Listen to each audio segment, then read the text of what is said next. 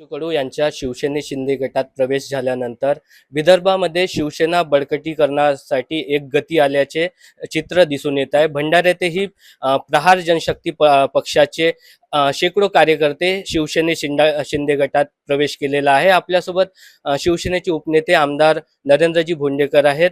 भाऊ, काय सांगाल?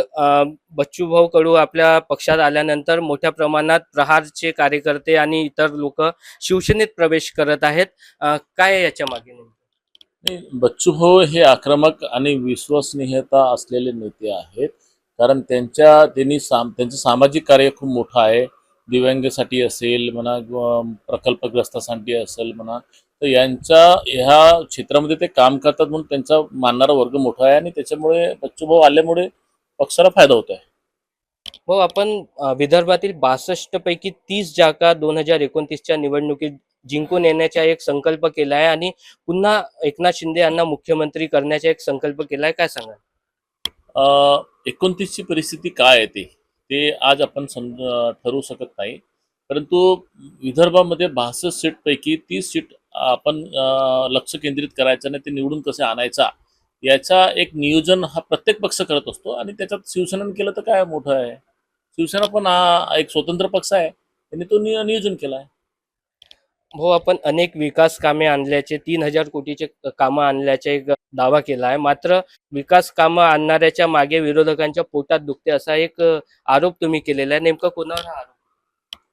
हो, आम्ही मागच्या 2.5 वर्षामध्ये शिंदे साहेब CM असताना जवळपास 3000 कोटीचे कामं मंजूर केलेत आणि त्या सगळे कामं आता सुरुवात आहे. काही कामं एकदम पूर्णत्वास येत आहेत. आता जर तुम्ही बघितलं ते आपल्या VIP रेस्ट हाऊस इतकं सुंदर बनलेलं आहे.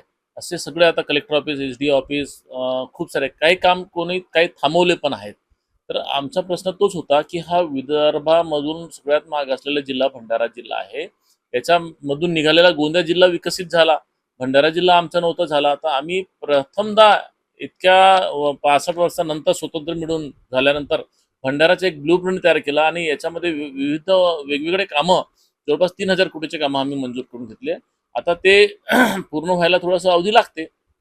आता हे असताना लोकांच्या पोटात दुखते आणि त्याचा अपप्रचार केला जाते का बा हे पैसे आले, खाल्ले, हे केले.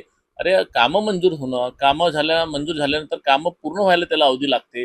आता मागच्या एक वर्ष, सव्वा वर्षापासून सरकारकडे पैसे नाहीत, तर ते टप्प्याटप्प्याने थोडे आता त्या संपूर्ण कामामध्ये जवळपास 10-15% पैसे आलेत. मग काम 100% होतील का? त्याला अवधी लागेल. पण लोक म्हणतात काम दिसत नाही. चुकीचा हा निगेटिव्ह अपप्रचार विरोधकांनी केलेला आहे.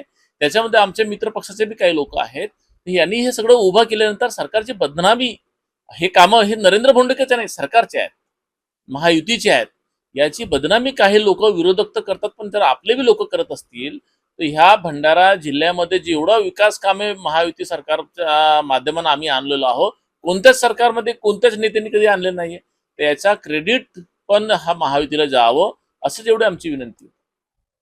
तर हे होते शिवसेना आमदार नरेंद्र भोंडेकर. विकास कामांना होणारा विरोध यावर एक आपलेच नेते लोक याचा विरोध करतात आणि त्यांच्या पोटात दुखते असा आरोपही त्यांनी केलेला आहे. नितीन कुथे, TV9 मराठी, भंडारा.